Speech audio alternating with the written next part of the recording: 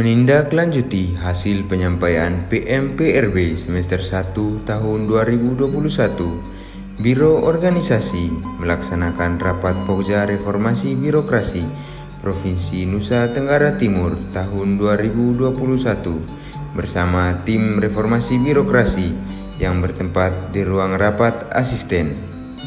Rapat Pokja Reformasi Birokrasi ini bertujuan membahas hal-hal teknis terkait pendampingan kepada seluruh perangkat daerah yang berada di lingkup pemerintah Provinsi Nusa Tenggara Timur. Selain itu, rapat ini bertujuan membahas persiapan untuk pelaksanaan PMPRB semester 2 tahun 2021 yang akan dilaksanakan pada Desember mendatang. Sekretaris Bupati Provinsi Nusa Tenggara Timur, Bapak Kabit BKD,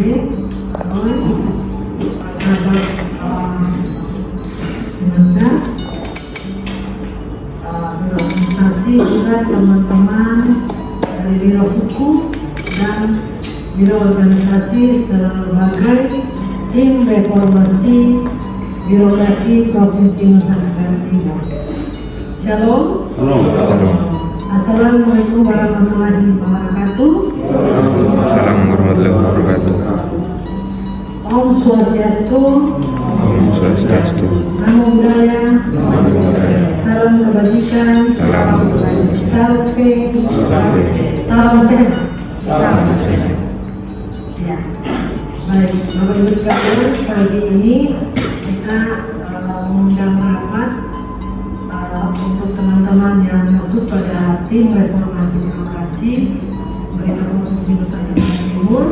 Bapak Ibu sekalian, kenapa kita perlu bertemu tim reformasi birokrasi? Ada beberapa alasan. Pertama, kita sudah mengumumkan penilaian mandiri pelaksanaan reformasi birokrasi untuk 39 perangkat daerah di pemerintah Provinsi Nusa Tenggara Timur. Kemudian dari hasil itu ada yang istimewa, ada yang baik, ada yang masih buruk. Seperti ini Bapak Ibu, hasil evaluasi tim reformasi. Saya tidak bilang ini hasil reformasi penilaian organisasi, tapi saya menyampaikan ini hasil dari tim reformasi birokrasi yang mencakup 8 area perubahan.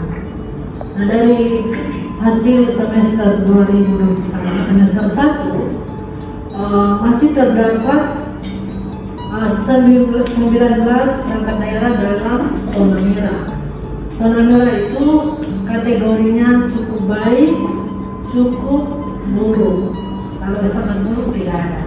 Kalau buruk itu mungkin ada 3 perangkat daerah. Penanggulangan bencana 5, penanggulangan bencana, PMD, sosial, ada perbatasan. Nah, kalau kita bandingkan dengan semester 2 2020, memang ada peningkatan dari yang 27 PD zona merah di 2021 semester 1 sisa 19. Tapi ini 19 ini menjadi target kita untuk bagaimana kita mendampingi, kita memfasilitasi agar supaya bisa naik semua ke minimal baik. Kemudian yang baik kita upayakan bisa sangat baik. Kemudian dari sangat baik kita bisa menghasilkan perangkat daerah yang istimewa. Yang istimewa setelah kita pengumuman, kita akan melakukan pendampingan kepada perangkat daerah sesuai dengan rencana aksi tindak lanjut yang dilakukan. Nanti jadwalnya disampaikan secara teknis oleh Pak Kabak. Jadi Bapak Ibu, pertemuan hari ini kita mau samakan persepsi bagaimana kita melakukan pendampingan atau DS dengan perangkat daerah, supaya kita satu bahasa, kita menggunakan satu instrumennya, sehingga hasil evaluasi kita atau pendampingan kita akan sama dengan perangkat daerah.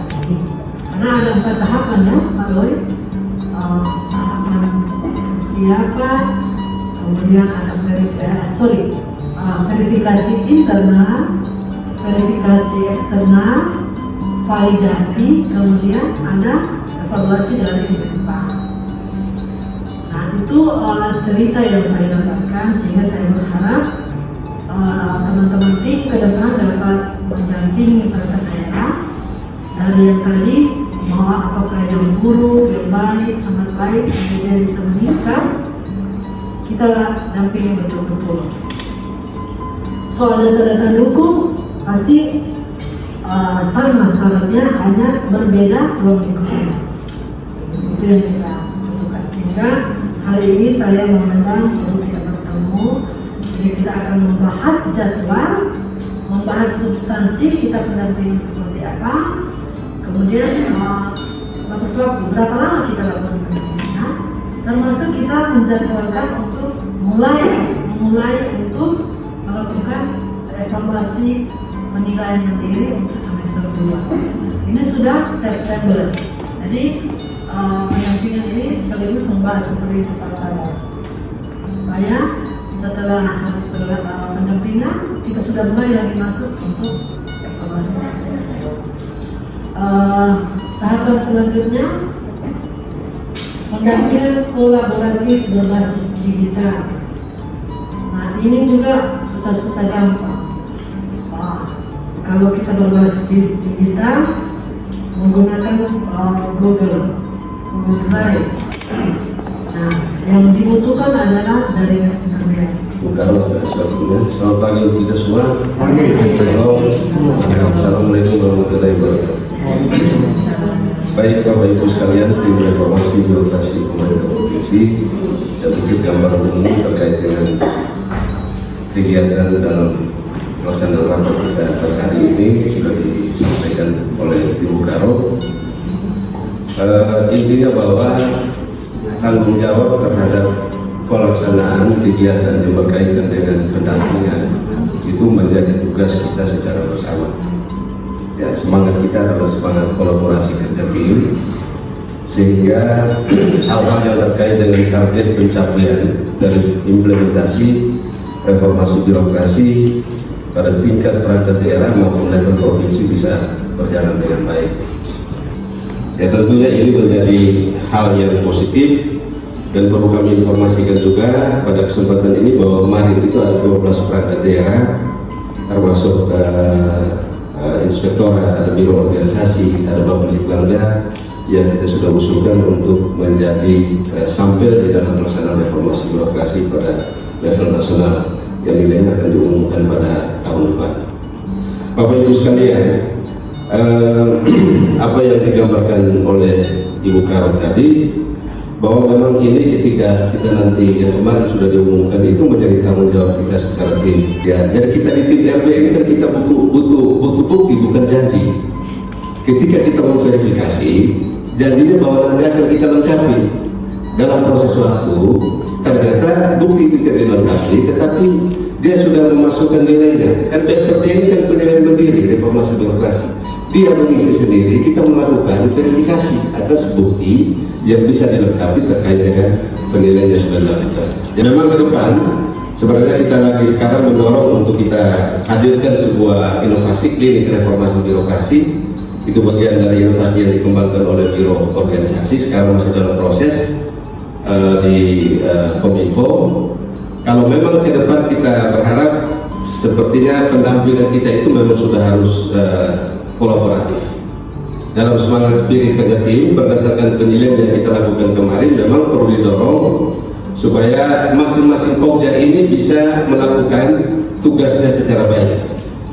Jadi kalau saya katakan bahwa RB baik dan buruk untuk pemerintah Provinsi Nusa Tenggara Timur, tanggung jawab terbesar melekat pada pundak kita yang ada di sini dalam status dan kapasitas kita sebagai tim reformasi birokrasi pemerintah provinsi. Tanggung jawab utama kita. Dan ke depan juga kita harus mendorong, paling tidak kita yang masuk dalam tim reformasi birokrasi pemerintah provinsi ini, nilai perangkat daerah kita harus lebih baik. Nah, ini bagi saya tantangan juga.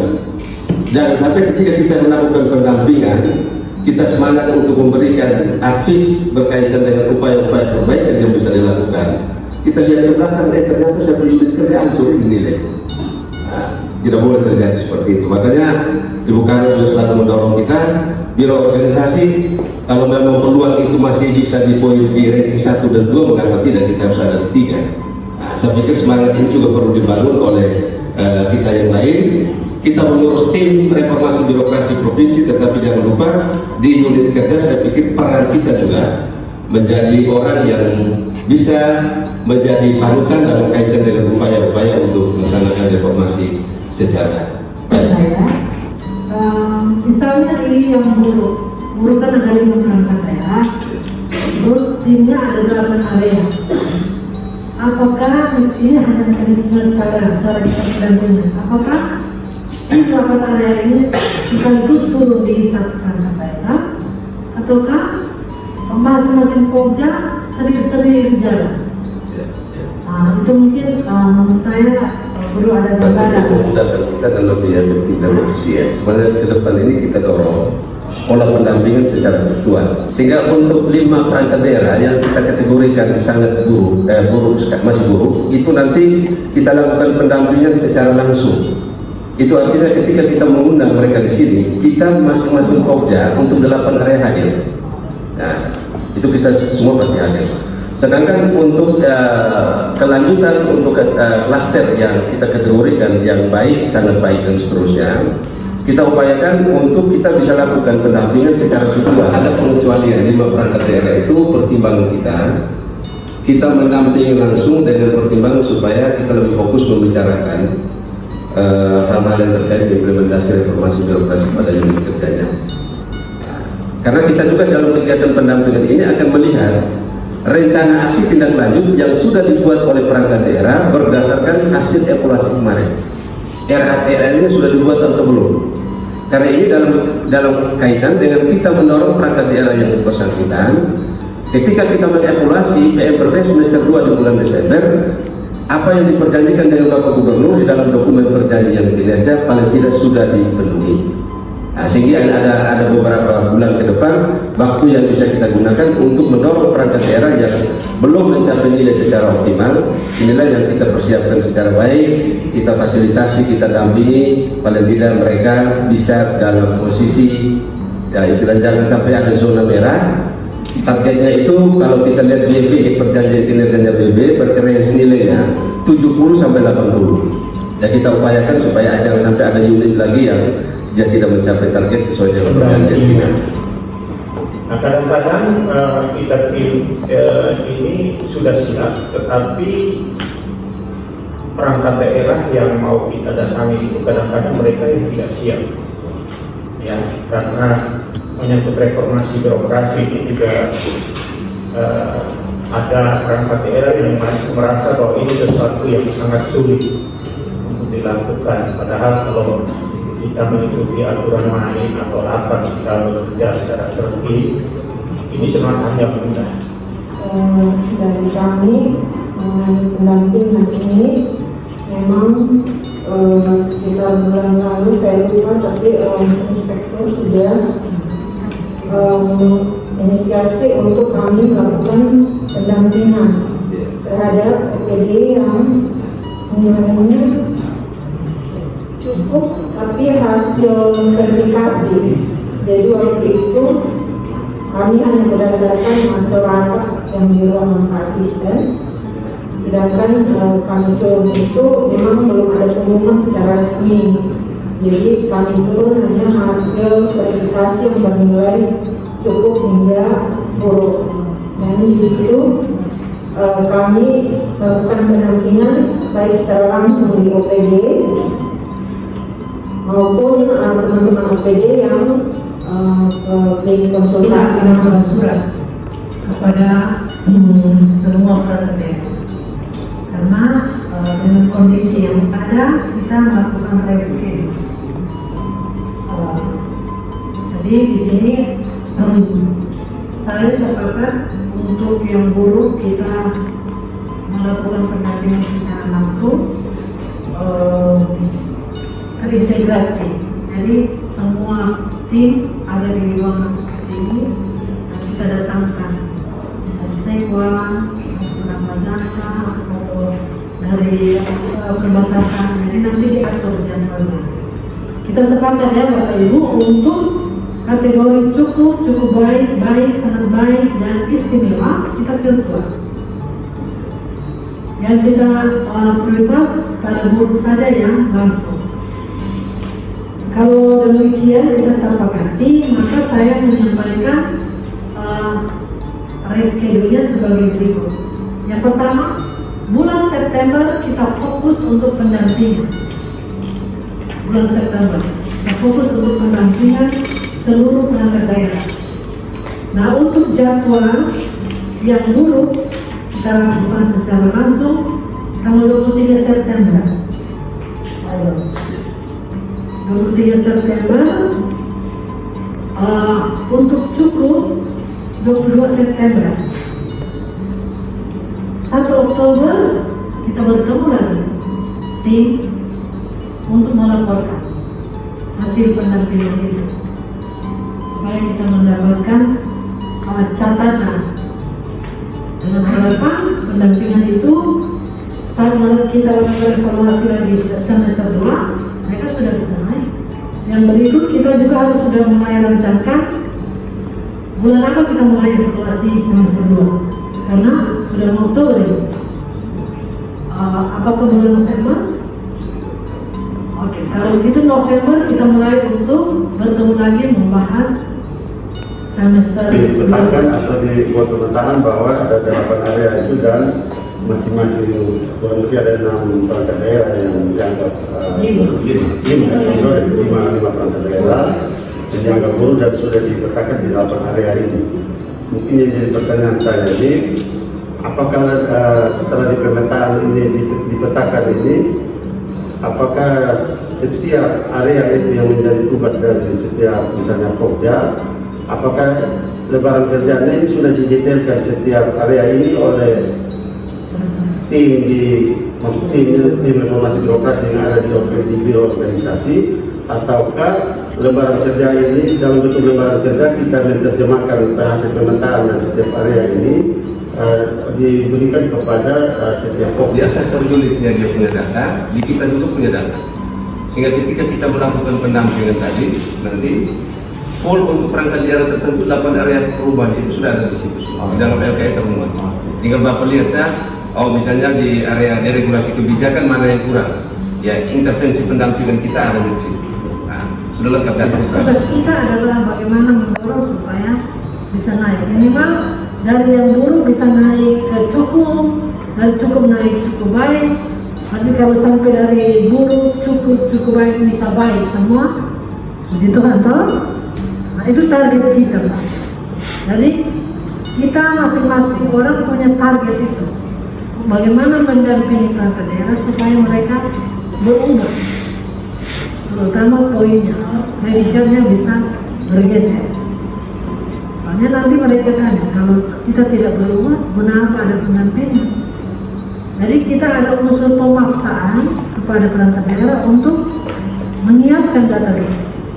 Tapi kalau kita sudah lakukan dan mereka tidak menyiapkannya, ya kita bilang kita sudah berupaya.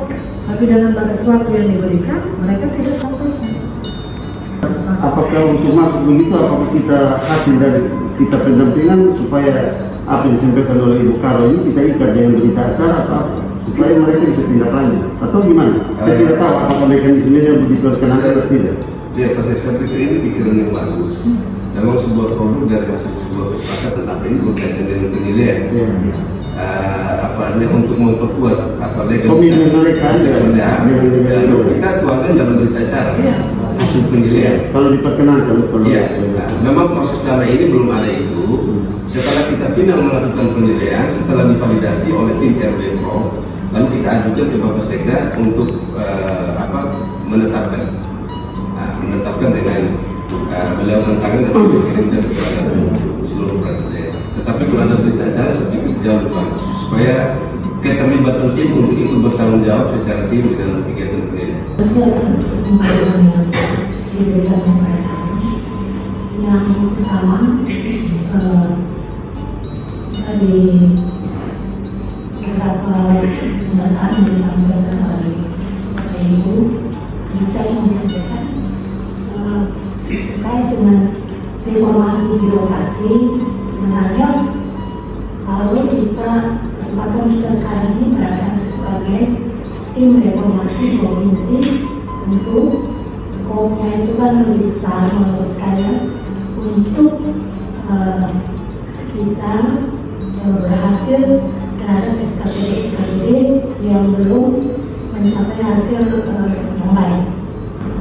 Jadi memang ini juga ada hal baik yang bisa kita petik jika kalau kita turun. Hanya saya kembali kepada teman-teman khusus 5 perangkat daerah, bisa kita jadwalkan turun dengan kondisi yang ada, dengan kesibukan dari masing-masing Bapak Ibu yang masuk dalam Pokja. Yang berikut kan kita memang Kota Kupang level 3 PPKM. Kita menghindari kerumunan. Kalaupun kita sepakat untuk turun, berarti hanya perwakilan Pokja. Misalnya Pokja manajemen perubahan, orang yang pergi itu dia menguasai apa yang harus dia sampaikan, sehingga cuma 8 orang yang turun.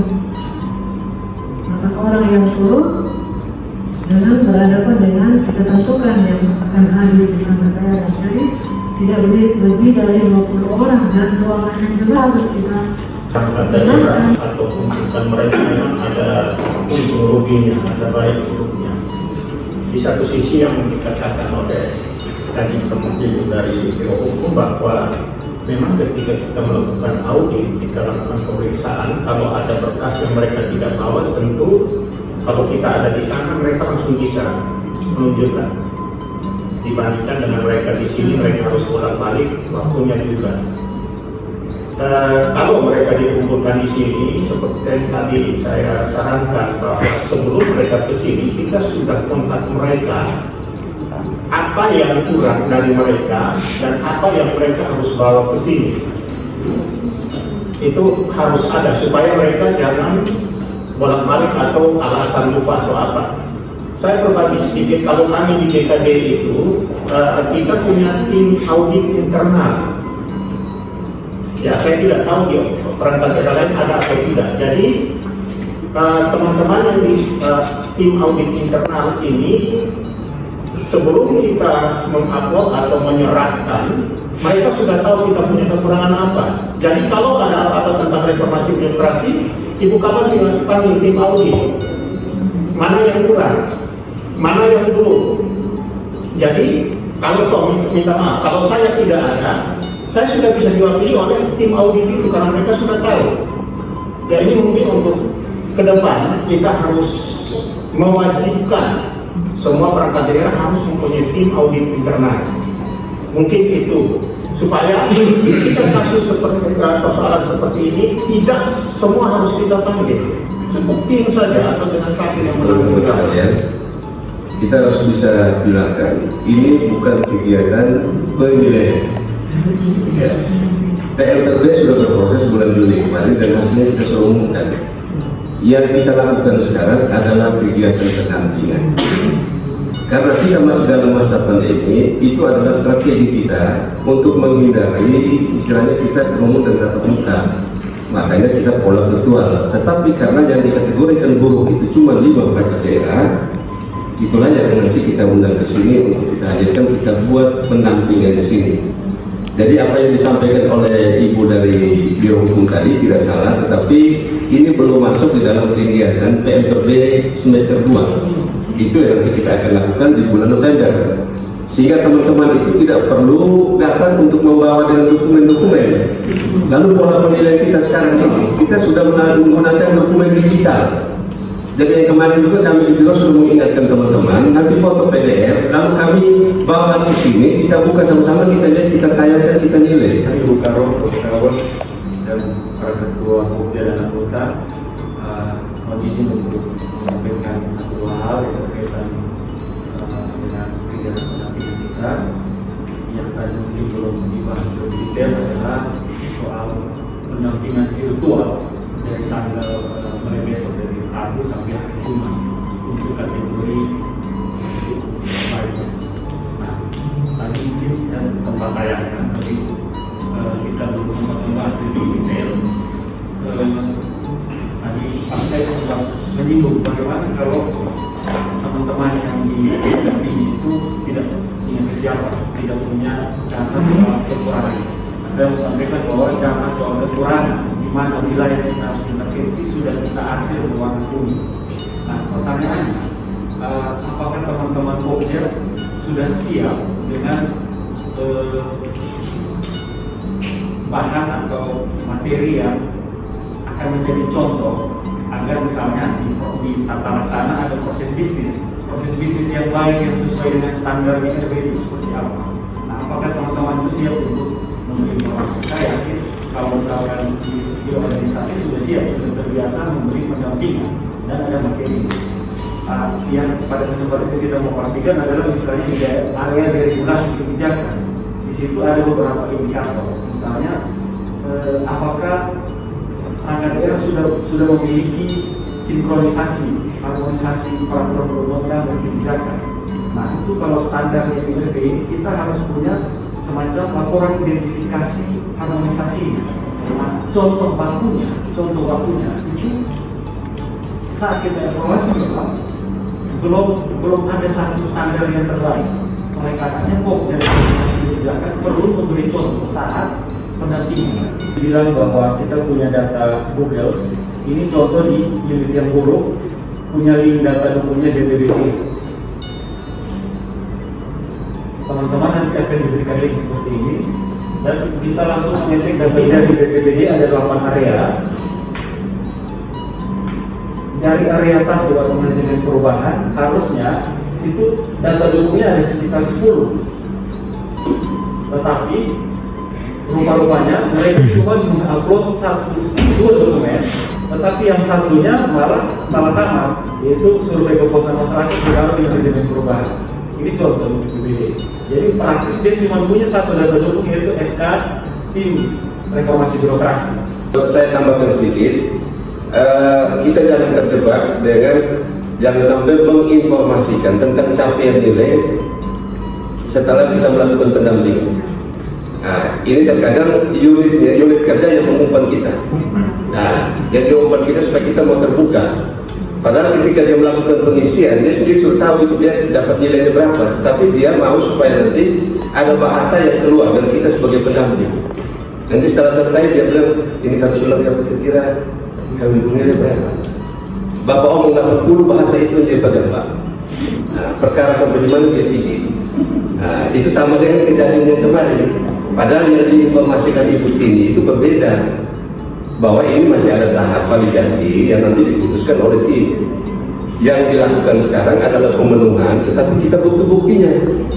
Ternyata dari dokumen bukti yang dijanjikan itu dia tidak bawa, tetapi dia pegang nilai. Nah, yang sudah diinformasikan kepada dia. Sudah banyak hal yang kita bahas menjadi bekal untuk tim. Jadi Bapak Ibu sekalian, mungkin ini beberapa hal yang kita sudah bahas bersama dan akan kita sepakati.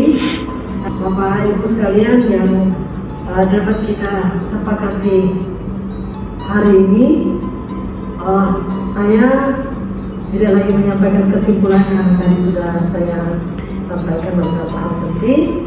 Saya atas nama pemerintah Provinsi Nusa Tenggara Timur menyampaikan banyak terima kasih kepada Bapak Ibu sekalian sebagai tim reformasi birokrasi Provinsi Nusa Tenggara Timur yang telah hadir dan berdiskusi dengan kita untuk bagaimana ke depan bisa menghasilkan penilaian mandiri pelaksanaan reformasi birokrasi 39 perangkat daerah itu lebih baik lagi.